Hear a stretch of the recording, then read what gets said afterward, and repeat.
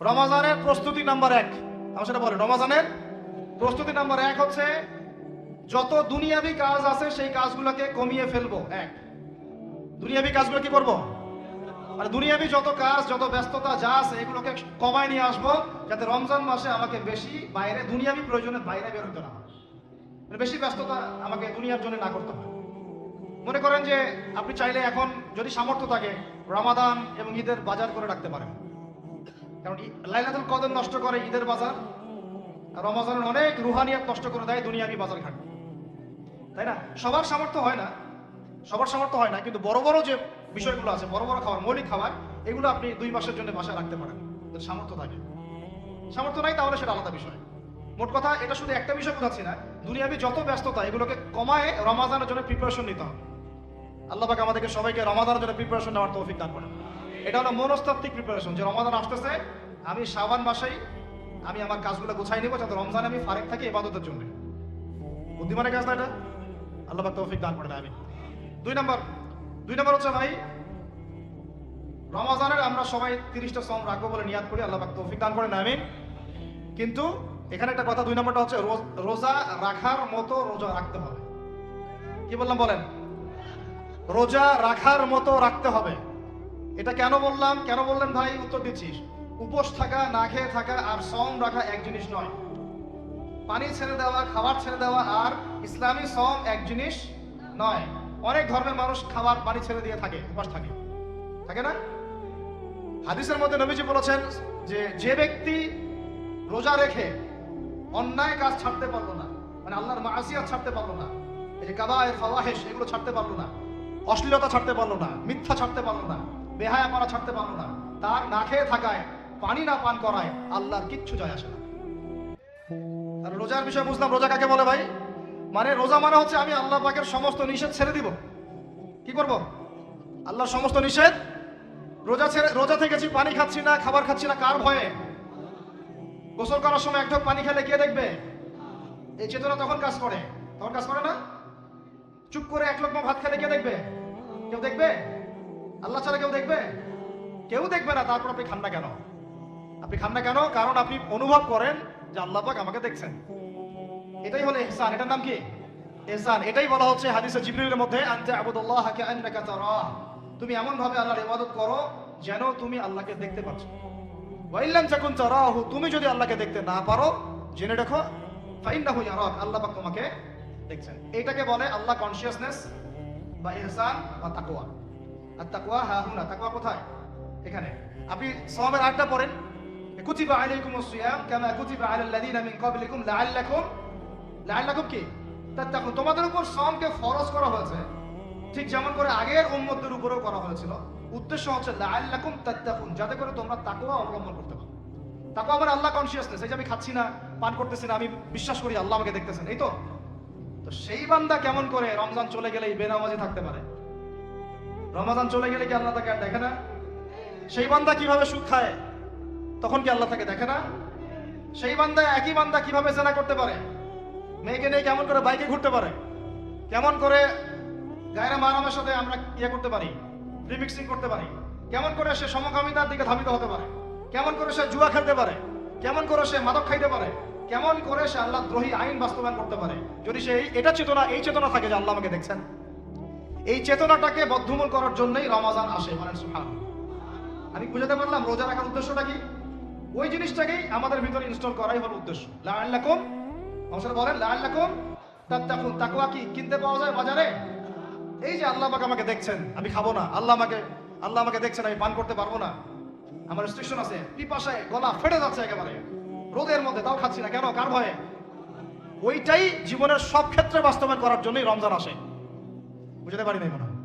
ওই চেতনাটাই, একই চেতনাটাই জীবনের সবগুলো কাজে বাস্তবায়ন করার জন্য কি আসে? রমাদানের সম আসে। আমরা শুধু রোজার ফজিলত নিয়ে বয়ান করি, রোজা রাখলে 70 গুণ নাকি হবে না, 70 গুণ হবে, 700 গুণ বাড়াই দিবে। মূল কথা ফজিলত তো ফজিলত পাবোই, মূল কথা এইটা, তাকেও অবলম্বন করতে হবে। আল্লাহ পাক আমাদেরকে তৌফিক দান করেন। কটা বলছি বলেন ভাই? 2টা মনে থাকবে। 1, দুনিয়াবি কাজ কমায় ফেলা। 2, কি রোজা রাখার মতো রাখা। 3 নম্বর হচ্ছে, এটা আমার নিজস্ব একটা পরামর্শ আর কি, 3 নাম্বার হচ্ছে রোজা রাখার জন্য আমাদের সাহারি করতে হয়, ইফতার করতে হয়। এই তো আল্লাহর ওয়াস্তে সাহারি এবং ইফতারে মুসলমানের মতো খাবার খাবেন, জানোয়ারের মতো খাবার খাবেন।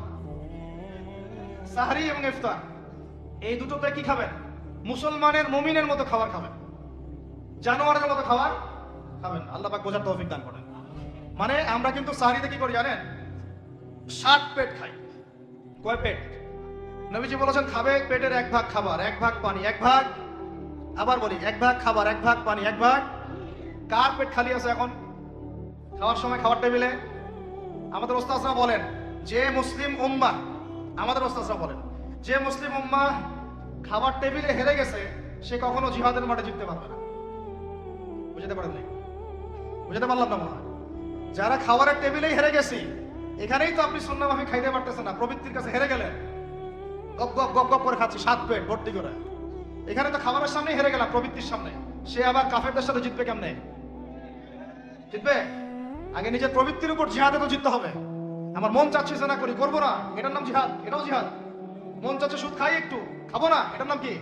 জিহাদ। মন চাচ্ছে নামাজ না পড়ি, ঘুমায় থাকি, মন চাচ্ছে না, মন বলতেছে ঘুমাই ঘুমাই ঘুমাই, কিন্তু নামাজ পড়তে হবে। এই উঠলাম, ওযু করলাম, গেলাম, এর নাম কি? এটাও এক প্রকার কি?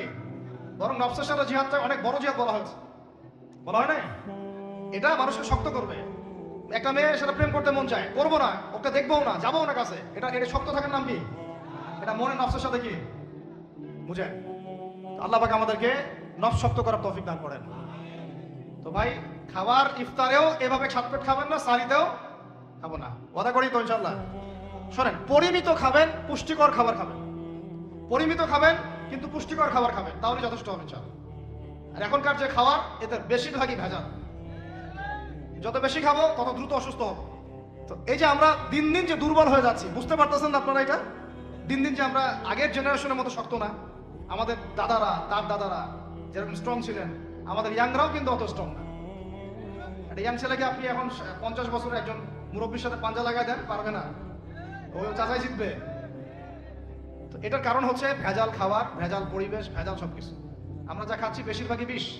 আর আল্লাহর কসম, এগুলো মনিটর করার দায়িত্ব সরকারের, এগুলো মনিটর করার দায়িত্ব প্রশাসনের। এদেরকে মোবাইল কোর্টের আওতায় নিয়ে এসে একদম 1 বছরের জন্য ঢুকাইতে ভিতরে। আইনের সঠিক প্রয়োগ হলে এমনি সিধা হয়ে যাবে। বাঙালিদেরকে শুধু মিষ্টি মিষ্টি কথা বলে কাজ হবে না, মাঝে মাঝে কঠিন শাসন লাগে।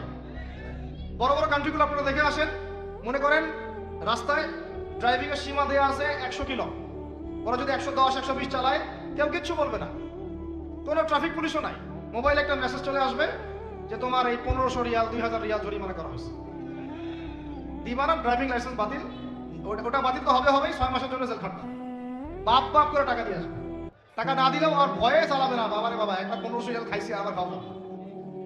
আইন শুধু থাকলে হয় না, আইনের একটা কঠোর বাস্তবায়ন থাকতে হবে।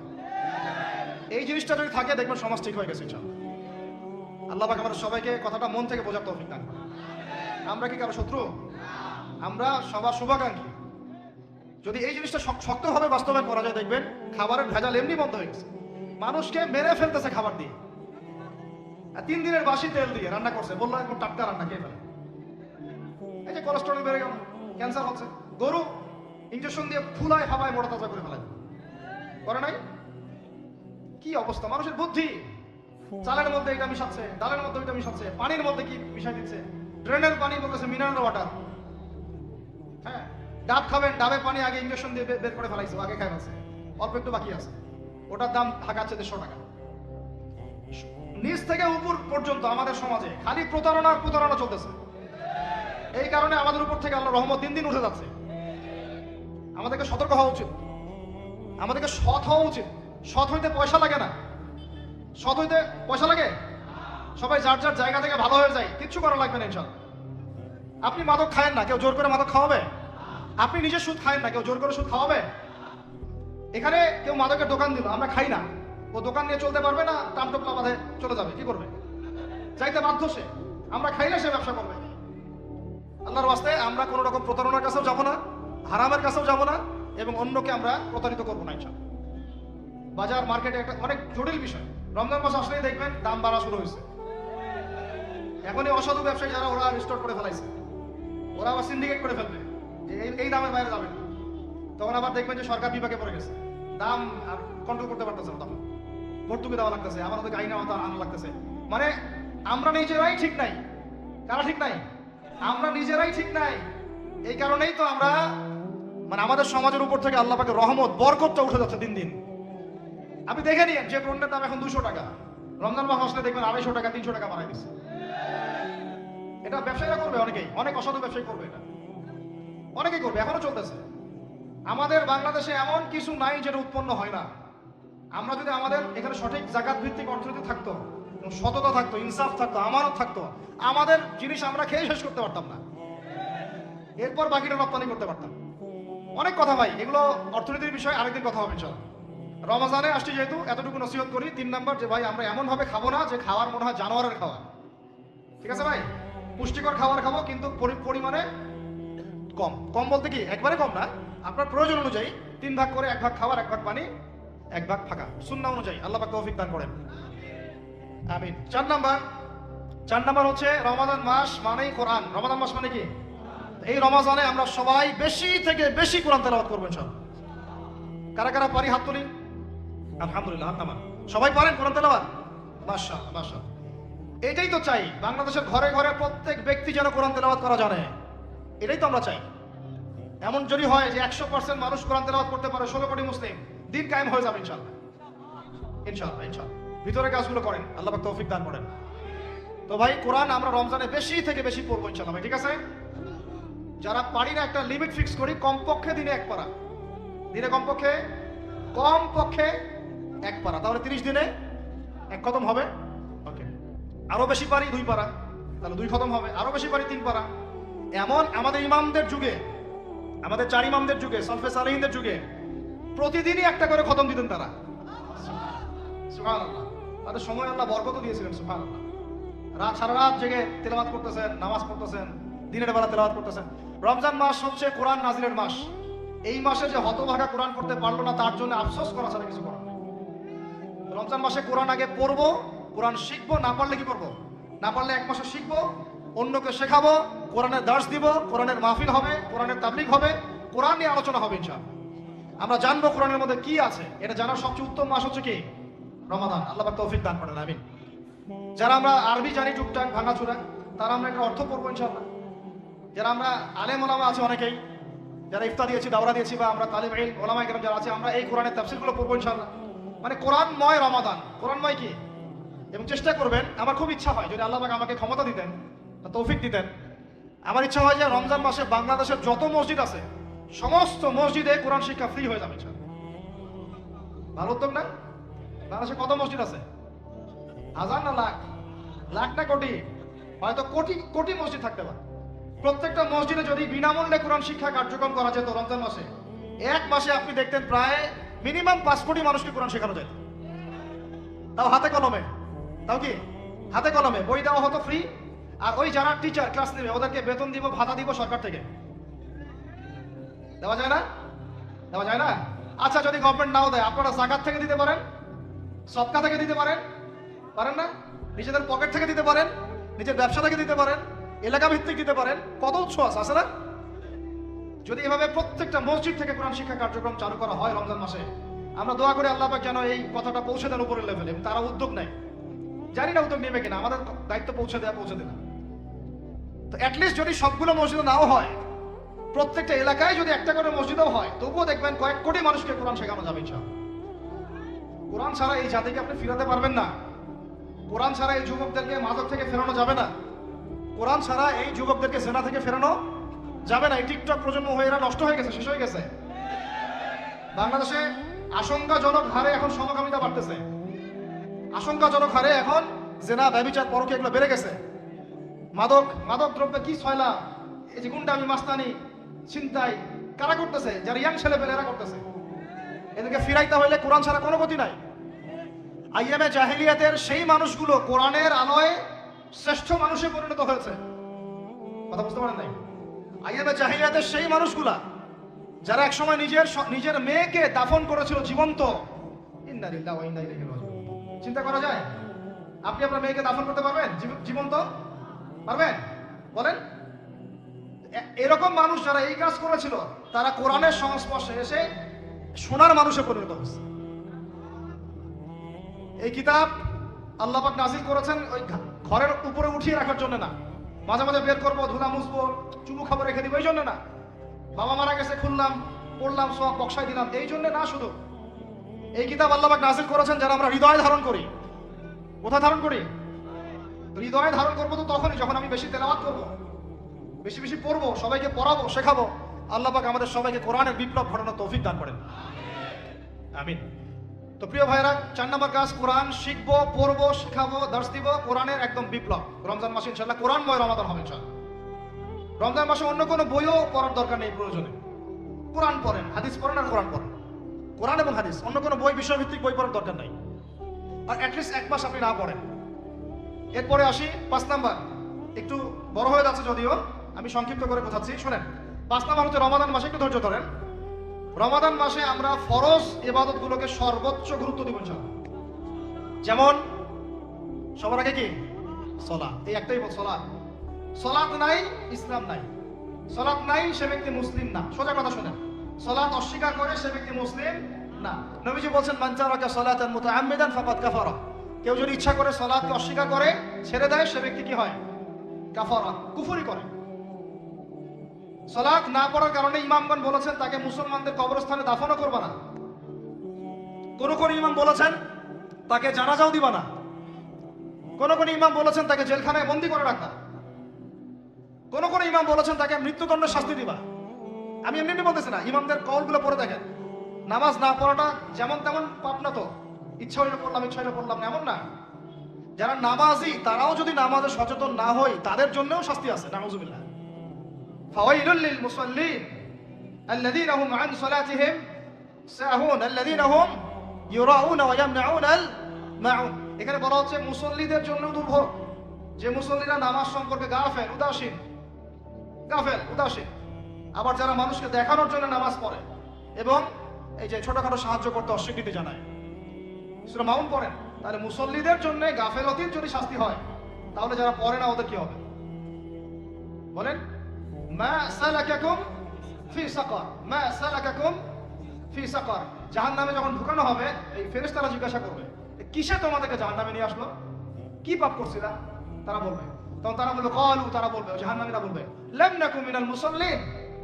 কি বলবে তারা? লাম নাকু মিনাল মুসাল্লিন, আমরা মুসল্লি ছিলাম না, আমরা নামাজ পড়তাম না। তাহলে বেনামাজির পরিণতি কি? জাহান্নাম।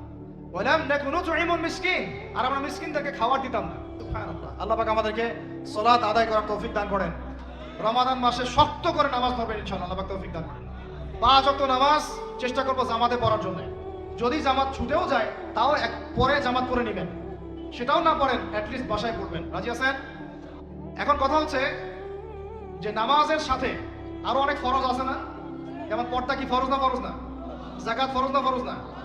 তারপরে আল্লাহ পাকের আনুগত্য করা, এটা ফরজ না? ফরজ না? রাসূলের আনুগত্য, তাওহীদ ফরজ না? সুন্নাত। এই জিনিসগুলো ফরজগুলোকে শক্ত করে ধরবো ইনশাআল্লাহ। রাজি আছেন? 4 নাম্বার হচ্ছে রমজান, এটা কি 5 নাম্বার না? 5 নাম্বার রমজান মাসে ফরজ ইবাদতগুলোতে সর্বোচ্চ গুরুত্ব দিব ইনশাআল্লাহ।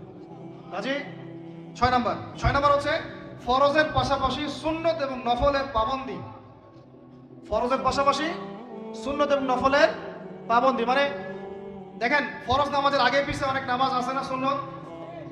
দৈনিক 12 রাকাত সুন্নত যে ব্যক্তি পড়বে তার জন্য জান্নাতে ঘর নির্মাণ করা হবে। কোন 12 রাকাত? ফজরের আগে 2, ফজরের আগে, জোহরের আগে 4, তারপরে 2, তারপরে মাগরিবের পরে, এশার পরে, মোট কত হলো? 12। এই 12 রাকাত নামাজ যে ব্যক্তি দৈনিক পড়বে তার জন্য জান্নাতে ঘর নির্মাণ করা হবে। তো রমজান ছাড়া এগুলো ধরার উত্তম কোনো সময় আছে? অনেক সময় মিস হয়ে যায়, রমজানে যারা ধরি আমরা, আল্লাহ পাক তৌফিক দান করেন। এর পাশাপাশি দেখেন দৈনন্দিন অনেক সুন্নতের আমল আছে না, বিভিন্ন কাজের দোয়া, মাসনুন দোয়া, জিকির আজকার, এগুলো আছে না? এই প্রত্যেকটা কাজকে শক্ত করে আঁকড়ে ধরবেন ইনশাআল্লাহ, আল্লাহ পাক তৌফিক দান করেন, আমিন। যে কাজটা করবেন তার আগে জেনে নেবেন ওই কাজটা কিভাবে করলে সুন্নত হবে। সকালে উঠে এক দৌড় দিয়ে বাথরুমে যাবেন না, উঠে আগে বসবেন, চোখ ঘষবেন, মুখ থেকে ঘুমের ভাব দূর করবেন, তারপরে বলবেন আলহামদুলিল্লাহ আল্লাযী আহইয়ানা বা'দা মা আমাতানা ওয়া ইলাইহিন নুশুর।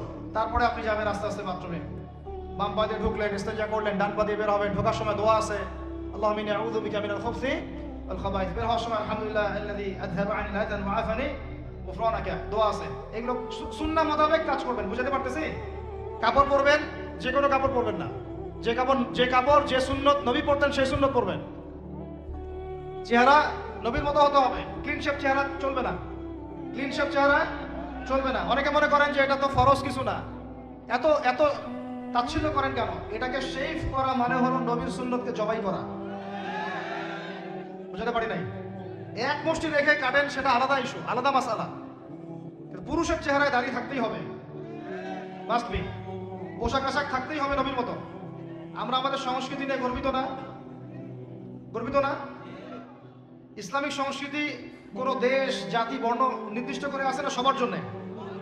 আমাদের নবী কি আরবদের নবী না পুরো বিশ্বের নবী? তাহলে আমাদের নবীর সুন্নত কি শুধু আরবরা পালন করবেন, আমরা সবাই করব? এখন আমাদের সবার চেহারা নবীর সুন্নাহ অনুযায়ী হতে হবে। গোফ ছোট করতে হবে, দাড়ি লম্বা করতে হবে, পোশাক ঠিক করতে হবে, টাকনুর উপরে কাপড় পরতে হবে। এখন ছেলেরা পরে টাকনুর উপর কি, হ্যাঁ ছেলেরা পরে টাকনুর নিচে, আর মেয়েরা পরে কি উপরে। এরপরে বসে ছেলের সাথে বাইকে, দেখবেন হাঁটু পর্যন্ত দেখা যায়। সেটা এমন না? এখন হুজুর আপনারাও দেখেন না? আমরা দেখি না, আপনারা দেখান। আমরা কি করি না? আমরা দেখি না, বরং আপনারা দেখান। দেখালে আমরা চোখটা সরাই বলি আউযু বিল্লাহি মিনাশ শাইতানির রাজিম। চোখে বললে আমরা কি বলি? আউযু বিল্লাহি মিনাশ শাইতানির রাজিম। এখন আসেন, আমাদের পোশাক আশাক, কথাবার্তা, চলাফেরা, আমল, খাওয়া, ঘুম, ব্যবসা বাণিজ্য যা আছে, রাজনীতি, অর্থনীতি, সমাজনীতি, সবকিছু নবীর সুন্নাহ মাফিক ঢেলে সাজাইতে হবে। রাজি কিনা? রমজান মাসে এটা নিয়ত করা যাবে ইনশাআল্লাহ? ইনশাআল্লাহ, আল্লাহ পাক তৌফিক দান করেন, আমিন। 7 নাম্বার আসেন ভাই, 7 নাম্বার হচ্ছে আমরা কোনো অবস্থায় হারাম কোনো রিজিকে যাব না। রাজি?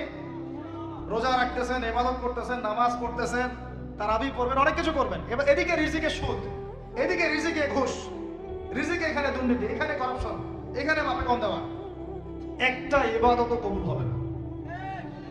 হারাম রিজিক থাকলে বিশ্বাস করেন, আমি এমনি কথা বলতেছি না, নবী সাল্লাল্লাহু আলাইহি ওয়াসাল্লাম বলেছেন ইন্নাল্লাহা তাইয়্যিব লা ইউকবালু ইল্লা তাইয়্যিব। আল্লাহ পবিত্র, আল্লাহ পবিত্র ছাড়া গ্রহণ করেন না, কবুল করেন না। মুসাফিরের দোয়া আল্লাহ ফিরায় দেন না। সেই মুসাফির যদি হারাম খায়, সেই দোয়াও কবুল হচ্ছে না। একজন মুসাফির হাত তুলে দোয়া করছিলেন, নবীজি বলছেন মাথায় ধুলা, গায়ের কাপড় ঠিক নাই, মুসাফির সেজদায় আল্লাহর কাছে দোয়া করছে, হাত তুলে দোয়া করছে, আল্লাহ আমাকে এটা দাও, ওইটা দাও, ওইটা দাও, ইয়া রব্বি ইয়া রব্বি ইয়া রব্বি।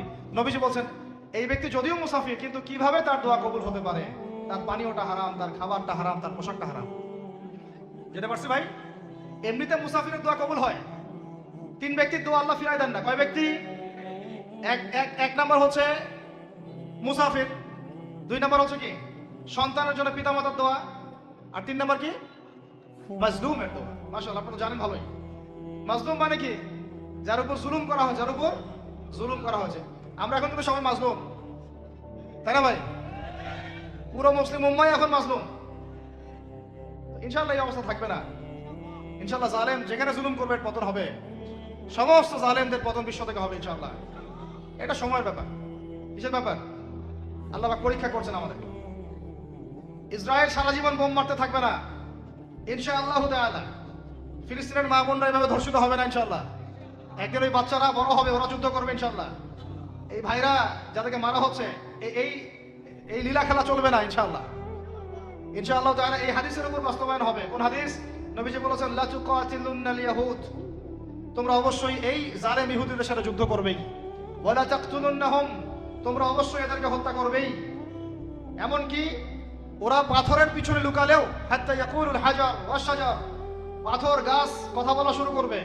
ইয়া মুসলিম, হে মুসলিম সৈন্য, ইন্না ওরাইল ইয়াহুদ তাআল ফাকতুলহু, আমার পিছনে ইহুদি লুকিয়ে আছে, ভয়ে লুকাইছে, আসো একে হত্যা করো। কে বলবে? পাথর গাছ কথা বলবে। এটা গাল গল্প রূপ কথা না। এখন যা দেখতেছেন এগুলো চিরস্থায়ী নয়।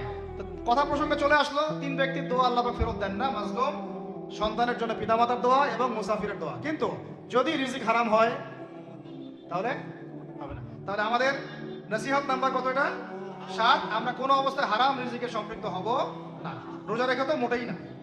এবং এটা চর্চা করবো যাতে করে আমরা হারাম থেকে বেঁচে থাকতে পারি। ঠিক আছে ভাই? 8 নাম্বার হচ্ছে আমরা রমজান মাসে সবার যাকাতগুলো দিয়ে দিব ইনশাআল্লাহ। যাকাত যাদের ফরজ হয়েছে আল্লাহর রাস্তায় যাকাত দিয়ে দেন। যাকাত দিবেন না, এটাও জাহান্নামে যাওয়ার অন্যতম কারণ। ওই সম্পদগুলোকে এভাবে গলানো হবে, গলিয়ে মুখে, গালে, পার্শ্বদেশে, চামড়ায় লাগিয়ে দেওয়া হবে। নাউজুবিল্লাহ। সূরা তাওবায় আছে না? কোন সূরায়? তাওবায়। যাকাত দিতে হবে। কেউ যদি যাকাতকে অস্বীকার করে সে কাফের হয়ে যাবে। কেউ যদি যাকাতকে অস্বীকার করে কি হয়ে যাবে? কাফের হয়ে যাবে। কেউ যদি মনে করে নামাজ ফরজ, নামাজ মানি, যাকাত মানি না, কি হয়ে যাবে? কাফের হয়ে যাবে। এখন আমার কথা হচ্ছে ইসলামী অর্থনীতির মূল ভিত্তি হচ্ছে যাকাত। যাকাত যদি ঠিকঠাক মতো দিতেন বাংলাদেশে একটা দরিদ্র মানুষও খুঁজে পাওয়া যাইত না।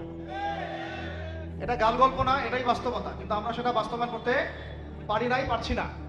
আমার কথা শুনেন ভাই, বাংলাদেশে এমন অনেক মানুষ আছে, হাজার হাজার, যাদের যাকাত যদি আপনি কালেক্ট করতে পারেন সমাজে একটা দরিদ্র মানুষও খুঁজে পাওয়া যাবে না।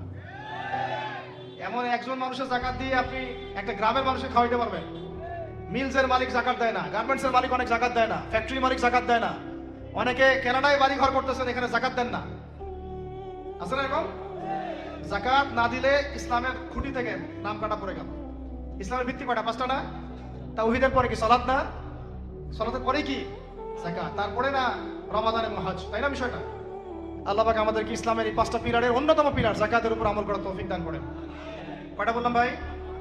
8টা। 9 নাম্বার হচ্ছে যাকাত যাদের ফরজ হয় না। আচ্ছা, যাকাত সম্পর্কে দুটো কথা। যাকাত কিন্তু সোনারও যাকাত আসে, রূপারও যাকাত আসে, এই গবাদি পশুরও যাকাত আসে, আবার কৃষি জমিরও কিন্তু যাকাত আসে। কৃষি জমির ফসলের কি হয়? যাকাত আসে, ওটাকে ওসর বলা হয়। আমরা অনেকে এটা জানিও না। ওলামায়ে কেরামদের সাথে পরামর্শ করবেন আপনার সম্পদের যাকাত আসছে কিনা, এটা নিসাব পরিমাণ হলে বের করে ফেলতে হবে। আল্লাহ পাক আমাদেরকে যাকাতগুলো বের করার তৌফিক দান করেন। আচ্ছা, আর যাকাত দিবেন এমন জায়গায় যেখানে দিলে দিনের খেদমত হচ্ছে।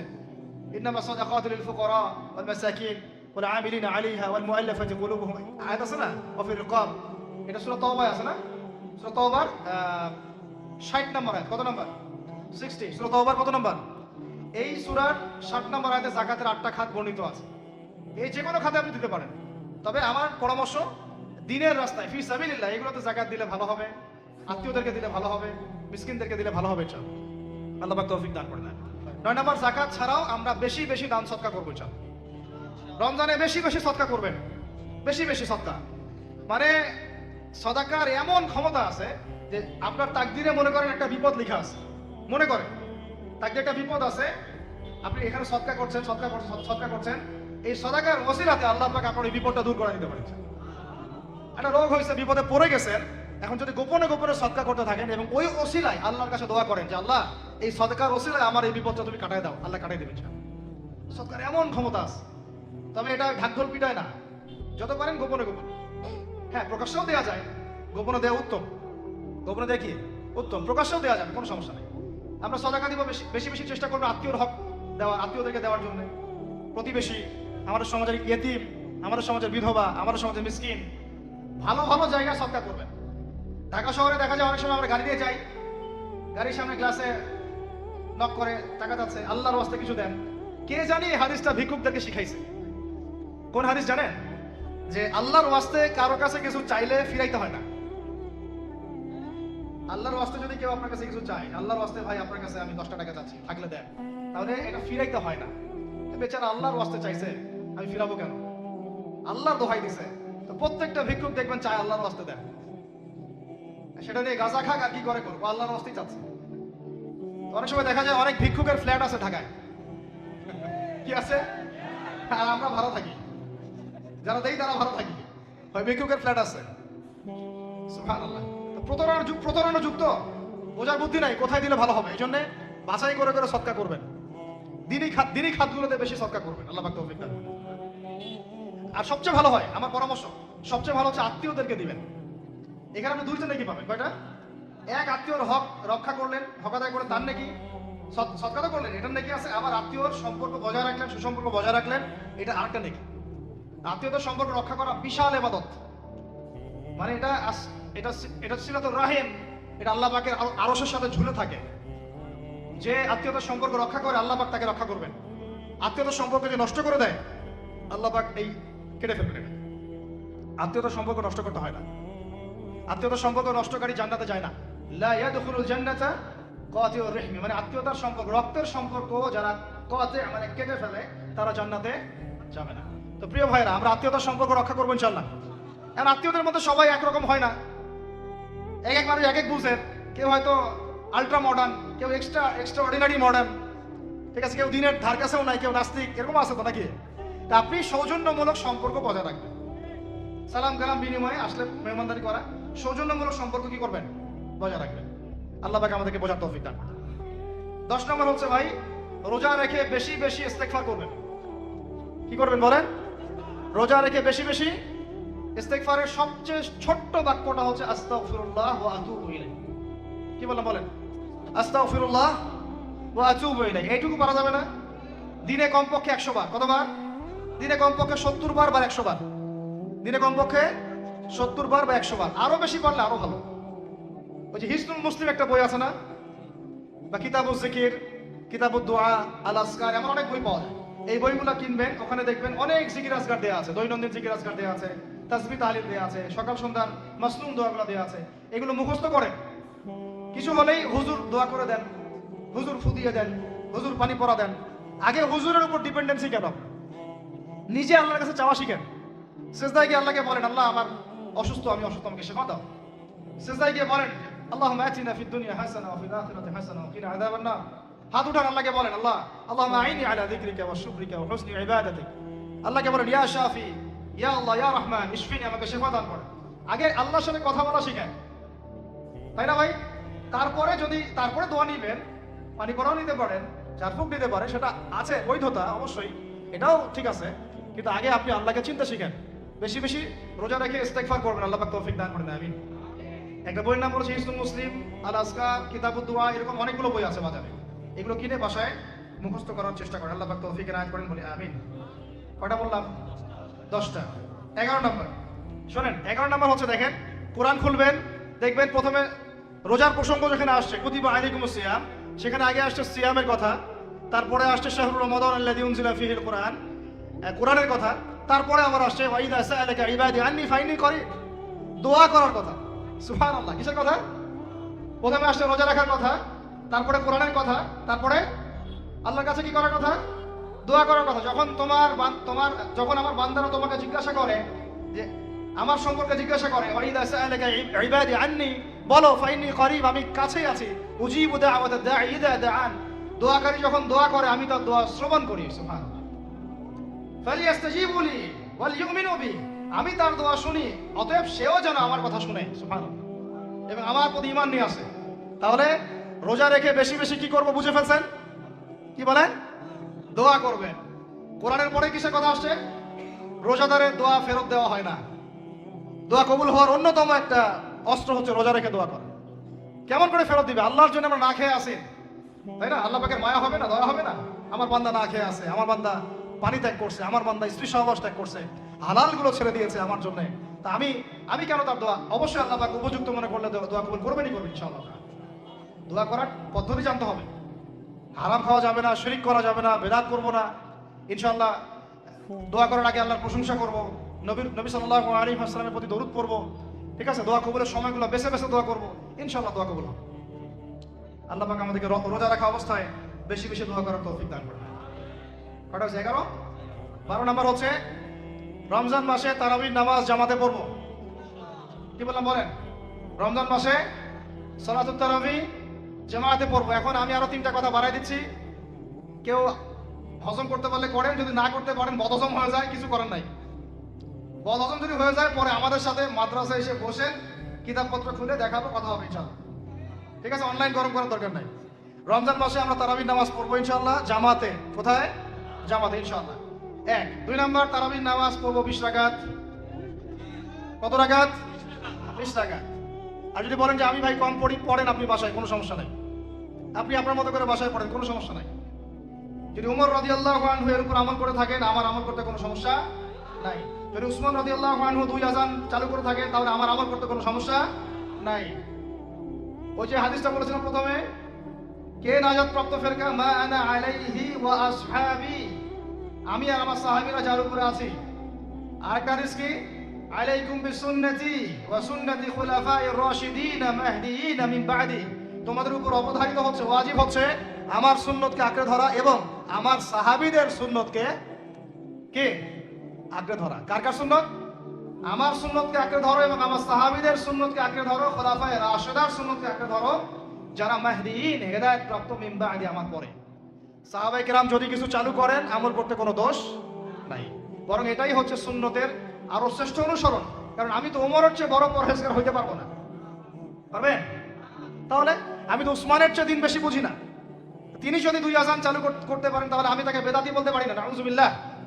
যদি আমি তাকে এভাবে শব্দ প্রয়োগ করা হয়েছে বাংলাদেশে, উসমান রাদিয়াল্লাহু আনহু যদি 2 আযান চালু করে থাকে ওটা বেদাত হয়ে গেছে, নাউযুবিল্লাহ। বলে নাউযুবিল্লাহ। সাহাবীরা কিছু চালু করলে যদি বেদাত হয় তাহলে সুন্নত হবে কি? তাহলে সুন্নত কোনটা হবে? তাহলে এই ব্যক্তি এরকম কথা যদি কেউ বলে থাকে তাহলে তার উচিত হবে এখনই রুজু করে ফিরে আসা, অহংকার না করা, হঠকারিতা না করা, এখনই ইস্তেগফার করে তওবা করে ফিরে আসা, আল্লাহ মাফ করে দিবেন ইনশাআল্লাহ। আর এর উপর হঠকারিতা থাকে না, ওসমান রাদিয়াল্লাহু আনহু যদি 2 আযান চালু করে থাকে তিনি ভুল করেছেন, তিনি বেদাত করেছেন, নাউযুবিল্লাহ। বিশ্বাস করেন সাহাবীদেরকে এভাবে কটাক্ষ করলে, আন্ডারএস্টিমেট করলে, এভাবে কথাবার্তা বলে, শানের খেলাফ কথা বললে ঈমানও চলে যেতে পারে। আমরা নবীকে মানবো সাহাবীদের মানদণ্ডে, সাহাবীদের বুঝের উপর আমাদের বুঝ না। আমি বুঝাতে পারতেছি না। নবীকে মানবো, অবশ্যই মানবো। কার মাধ্যমে? কাদের মধ্য দিয়ে? সাহাবাদের তরিকার মধ্য দিয়ে। সাহাবাদের তরিকা আমি কি ধামাস করে পাবো? তাবেঈ লাগবে, তাবেঈ লাগবে। এই সিলসিলা মেইনটেইন করে আমাকে মানতে হবে। কোরআন এবং হাদিস তো সবার ভাষায় আছে। আপনাকে যদি আমি এখন বলি যে ক্রিপ্টোকারেন্সি হালাল না হারাম, আপনি কি বের করে দিতে পারবেন এখন আমাকে? পারলেও আপনার আরো 15-20 বছর পড়াশোনা করতে হবে। তারপরে যারা এগুলো নিয়ে গবেষণা করে তাদের কাছে আসতে হবে, জিজ্ঞাসা করতে হবে, বলতে হবে, তারা ফতোয়া দিলে মানতে হবে। ফাসআলু আহলা যিকরি ইন কুনতুম লা তা'লামুন। তোমরা আহলে জিকিরদেরকে জিজ্ঞাসা করো, আহলুল ইলমদেরকে জিজ্ঞাসা করো যে বিষয় তোমরা জানো না। তাহলে আমাদের সমাজে এরকম অনেক ফিতনা চলতেছে, অনলাইনে এই ফিতনাগুলো অনেক বেশি। আর ইয়াং ছেলেপেলেরা এখন দিন শেখে অনলাইন থেকে, এরা দিন মাদ্রাসায় এসে শিখতেছে না। স্পেশালি যারা জেনারেল লাইন থেকে আসছেন তাদের সমস্যা আরো বেশি এবং তারা অনেকে বিভ্রান্ত হয়ে যাচ্ছে। তাই আমি রিকোয়েস্ট করবো, কথা অন্যদিকে নিয়েন না। আমি আপনার দুশ্মন না, আমি আপনার বন্ধু, শুভাকাঙ্ক্ষী। আপনাদেরকে ওলামায়ে কেরামদের সহমতে আয়েশা দিন শিখতে হবে। অ্যাপস থেকে দিন শিখবেন না। অ্যাপস থেকে একবারে হাদিসের রেফারেন্স পাইছি, বাস কাম সারা। জি না, ওই হাদিস তাহকিক করার ব্যাপার আছে, উসুলের ব্যাপার আছে, আসমাউল রিজালের ব্যাপার আছে, তাহলিলের ব্যাপার আছে, অনেক বিষয় আছে। একটা মাসালা ইসলামবাদ করতে হলে অনেকগুলো বিষয় একসাথে লাগে। আর অনলাইনে শায়েখ হওয়ার জন্য কিছু লাগে না, খালি পড়ার করতে পারলেই হয়। অনলাইনে যে কোরআন তেলাওয়াতও করতে পারে না সেও শায়েখ হয়ে বসে আছে। শুধু শায়েখ না তো, মহাপণ্ডিত, সে পুরো ওলামায়ে দেওবন্দের সাথে একাই বাহাস করতে পারবে। এটা বলছে যে আরে ওলামায়ে দেওবন্দ আর কি, সবগুলোকে ডাকো, সব ওলামায়ে দেওবন্দ এক পাশে বসবে, সে আরেক পাশে বসবে, ও বলে একাই যথেষ্ট। এটা মানসিক রোগী। এগুলো কি মানসিক রোগী? তো মানসিক বিকারগ্রস্তদের থেকে দিন শেখার চাইতে আপনার দিন মাদ্রাসায় গিয়ে শেখা অনেক ভালো। মানসিক বিকারগ্রস্তদের থেকে দিন শেখা বাদ দিয়ে মাদ্রাসায় গিয়ে ওলামায়ে কেরামের সাথে পরামর্শ করে দিন শেখেন। আল্লাহ পাক তৌফিক দান করেন। ইয়াংদেরকে আমি বারবার এটা নসিহত করতেছি, ইয়াংরা অনেকে পাকিস্তানে চলে যান অনেকদিন। ভাই ওলামায়ে কেরামের সোহবতে থাকেন, ইনশাআল্লাহ আপনি সেফ এন্ড সাউন্ড থাকবেন। তাদের মধ্যে যদি ইখতিলাফ যদি হয় কোনো মাসালায়, এবং একাধিক মাসালাও যদি প্রমাণিত হয়, দুইজন ভাই দুইজনের উপর আমল করেন, কোনো সমস্যা নেই। বনু কুরাইজায় গিয়ে একদল আসল করেছেন রাদিয়াল্লাহু আনহুম আজমাইন, সাহাবীদের মধ্যে, আর একদল আসল পড়ে গিয়েছেন।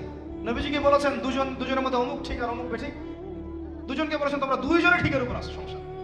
এরকম বুঝগত পার্থক্য থাকতে পারে, ইখতিলাফি মাসালা থাকতে পারে, ওইগুলোকে নিয়ে এভাবে সমাজকে বিচ্ছিন্ন করবেন না, বিভক্ত করবেন না।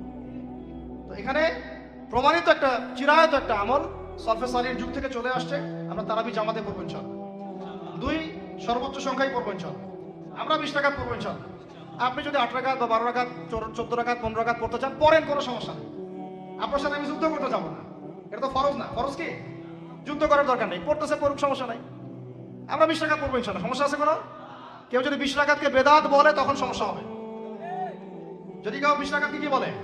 বেদাত বলে, তখন সমস্যা হবে। তখন বলবো যে মাদ্রাসায় আসেন, বসেন। মাদ্রাসা আসতে চায় না, অনলাইনে ভাস চায়, মাদ্রাসা আসতে চায় না। মাদ্রাসা আসলে বইপত্র তো পড়তে বলবো যে এই যে আরবি কিতাবটা পড়েন, পড়তে পারবে না। আমি তিনটা কথা বলেছি, কিচ্ছু করতে হবে না। বাহাসের তিনটার যে কোনো একটা যদি করতে পারে আমরা হেরে গেছি। ওলামায়ে কেরাম বলবো আমরা সবাই হেরে গেছি। যে কোনো একটা মেশকাতের ক্লাসের কোনো হাদিসের কিতাব বা দাওরা ক্লাসের কোনো হাদিসের কিতাব, যে কোনো একটা, ধরেন যে ফয়জুল কালাম বা কি হাদিস আরবাঈন, অথবা ধরেন যে আল বুলুগুল মারাম মিন আদিল্লাতিল আহকাম, মিশকাতুল মাসাবি, এরকম কিছু কিতাব, রিয়াদুস সালিহিন, এরকম মূল জামাত মাসহাফগুলো আছে, নুসখাগুলো খুলে দেওয়া কাজ যে একটু পড়ে শোনা হাদিসে কি লেখা আছে। যদি পড়ে দিতে পারে, রিডিংটা পড়ে দিতে পারে, হেরে গেছে, আর লাগবে না কিছু, বাস এতটুকু। আর যদি বলে যে না আমি এটা পারতেছি না, তার আরো সহজ করে দিচ্ছি, তাহলে আল্লাহর কিতাব খুলে দেয়া, আল্লাহর কিতাব খুলে যে কোনো একটা পৃষ্ঠা খুলে দিয়ে খালি বলবো যে এই পৃষ্ঠাটা একটু অর্থটা বলে শোনা। এই যে এই পৃষ্ঠাটা খুললাম, এটা কোন সূরা? সূরা কলাম। ইন্না রাব্বাকা হুয়া আ'লামু বিমান দাল্লা আন সাবিলিহি ওয়া হুয়া আ'লামু বিল মুহতাদিন। এইভাবে ফালা তুতি'ল মুকাদ্দিবিন ওয়াদু লাউ তুদহিনু ফায়ুদহিনুন, এখান থেকে শেষ পর্যন্ত ক্বালু ইয়া ওয়াইলানা ইন্না কুন্না তাগিন। জাস্ট এটা পড়ে অর্থটা বলেন কি লেখা আছে। যদি অর্থ বলতে পারে, হেরে গেছি, বাস, আর কিছু লাগবে না। এটাও যদি না পারে, তৃতীয় অপশন, লাস্ট, যে কোনো একটা পৃষ্ঠা খুলে বলবো যে ভাই, হে আমার দিনী ভাই, মুসলিম ভাই, শুধু এইটাকে রিডিংটা পড়ে শুনুন, অর্থ করতে হবে না, সহি শুদ্ধ ভাবে। যদি পড়তে পারেন, হেরে গেছে। আর কিছু বলতে পারবো? আর কিছু বলার আছে? ব্যাস, মাসআলা সাবিত করতে হবে না। তো আমরা উলামায়ে কেরামের সহমতে যেহেতু আছি, উলামায়ে কেরামদের সম্মিলিত ফতোয়া, তারাবির সালাত কত রাকাত? ব্যাস, পড়বো ইনশাআল্লাহ। এক নম্বর জামাতে পড়বো, তারপরে ইনশাআল্লাহ আমরা 20 রাকাত পড়ার চেষ্টা করবো। বাধ্যতামূলক না ভাই, আপনি চাইলে অল্প করে চলেও যেতে পারেন। আপনি টায়ার্ড হয়ে গেছেন, 10 রাকাত পড়ছেন, 12 রাকাত পড়ছেন, বাসায় গিয়ে বাকিটা পড়বেন, বা পরে পড়বেন, বা পড়লেনও না, গুনাহ হবে না। কিন্তু একটা চিরায়ত, আপনি চিরায়ত একটা সুন্নাতকে বেদাত বলতে পারেন না। বেদাত বললে তখন আপনার সাথে ভাস হবে। কি হবে? ভাস হবে। আর 3 নম্বর কথা হচ্ছে, তারাবির সালাত আমরা খতমে তারাবি পড়বো ইনশাআল্লাহ, একদম খতমে তারাবি। এটা নিয়ে অন্তত কথা উঠছে, খতমে তারাবি বেদাত। আরে ভাই, রমজান মাসে যদি কোরআন খতম না দেয়, কোন মাসে খতম দিবে? এখনো তো মক্কা মদিনায় আপনি দেখবেন কি হচ্ছে, খতমে তারাবি এখনো ওখানে হচ্ছে। ওখান থেকে জোরে আমি নিয়ে আসতে পারেন, 20 টাকা তারাবি আনতে পারেন না? ওখান থেকে আপনি রফুল ইয়াদাই নিয়ে আসতেছেন, ঠিক আছে, ওকে ফাইন, আমরা কোনো ঝগড়া করতেছি না, এটা আছে, দলিল আছে, আমল করুক, সমস্যা নাই। কিন্তু আপনি সেখান থেকে খতমে কোরআন নিয়ে আসতে পারতেছেন না। আমরা কিছু নিব না, এমন কেন হচ্ছে? কে বলছে যে তারা কোনো মাযহাব ফলো করে না? তারা হাম্বলি ফিকহ ফলো করে, চলে। তারা একটা নির্দিষ্ট, এবং 4 মাযহাবের 4টা ফিকহের ব্যাপারে তারা উদার। বড় বড় বিশ্ববিদ্যালয়গুলোতে 4টা মাযহাবের গভীর পড়াশোনা করানো হয়। এরপরে যদি কেউ মুস্তাহিদ হয়ে যায়, সে তখন ইজতিহাদ করে চলবে ইনশাআল্লাহ। কিন্তু ওই রকম দাবি কয়জন করতে পারে যে আমি মুস্তাহিদ হয়েছি? তো আল্লাহ পাক আমাদেরকে তৌফিক দান করেন, এগুলো কথা বোঝার তৌফিক দান করেন। এগুলো বলতে চাইনি, প্রসঙ্গ এসে গেল, বলে ফেললাম। এখন ভাই বলেছি, তারাবির নামাজ জামাতে, খতমে তারাবি চেষ্টা করবো ইনশাআল্লাহ 20 রাকাত পড়তে। আল্লাহ পাক তৌফিক দান করেন। কত বললাম ভাই? 12। এখন 13 হচ্ছে, শেষ রাত্রেও কিছুটা সময় হলেও আল্লাহকে ডাকার চেষ্টা করেন, সুন্নত নফল কিছু করার চেষ্টা করেন, দোয়া করেন, কিছু কোরআন তেলাওয়াত করেন। ওই সময় আল্লাহ পাকের রহমত নেমে আসে। আল্লাহ পাক আহ্বান করতে থাকেন, কে আছো আমার কাছে চাইবা, কে আছো আমাকে ডাকবা, কে আছো আমাকে আমার কাছে কিছু চাইবা, ডাকবা, ক্ষমা প্রার্থনা করবা, আমি তোমাকে ক্ষমা করে দিব, আমি তোমাকে যা চাও তাই দিব, আমি তোমার ডাকে সাড়া দিব। এইভাবে আল্লাহ পাক ফজর পর্যন্ত বলতে থাকেন। এটাকে কিয়ামুল লাইল করবেন, তাহাজ্জুদ পড়বেন। এটা তাহাজ্জুদ আপনি পড়েন, এমন না যে আপনি তারাবি পড়েছেন বলে পরে নামাজ পড়তে পারবেন না, এমনটা কিন্তু বিষয়। আপনি পরেও শেষ রাত্রেও নামাজ পড়তে পারবেন ইনশাআল্লাহ। আল্লাহ পাক তৌফিক দান করেন, আমিন। 13 হচ্ছে, 13 শেষ। 14 হচ্ছে ভাই, যদি সামর্থ্য থাকে রমজান মাসে একটা উমরা করে আসে। যদি সামর্থ্য থাকে, সবার তো সামর্থ্য নাই, কিন্তু যদি সামর্থ্য থাকে রমজান মাসে একটা উমরা করে আসতে পারেন। আল্লাহ পাক যারা নিয়াত করেছে উমরা করার, আল্লাহ পাক করার তৌফিক দান করেন। আর যারা আল্লাহর ঘর দেখে নাই, আল্লাহ পাক সবাইকে দেখার তৌফিক দান করেন। যারা হজ ফরজ হয়েছে, অবিলম্বে হজ করার তৌফিক দান করেন। আল্লাহ পাক আমাদের সবাইকে ফরজ হজ আদায় করার তৌফিক দান করেন। এবং যাদের সামর্থ্য আছে, আল্লাহর মাকবুল বান্দা, তাদেরকে আল্লাহ পাক বেশি বেশি আল্লাহর ঘর জিয়ারত করার তৌফিক দান করেন, আমিন। তো ওইখানে না গেলে ভাই ইসলামের অনেক কিছু বোঝা যায় না, মন থেকে উপলব্ধি করা যায় না। এই যে রাসূলের জীবনে আপনি পড়তেছেন, সুন্নতগুলো আমল করতেছেন, যখন তার রওজার সামনে দাঁড়াবেন, সালাম দিবেন, আসসালামু আলাইকা আইয়ুহান নবী ওয়া রাহমাতুল্লাহি ওয়া বারাকাতুহু, আপনার কলিজাটা একদম কেঁদে উঠবে। তখন মনে হবে যে এখানে নবী সাল্লাল্লাহু আলাইহি ওয়াসাল্লাম এখানেই আছে।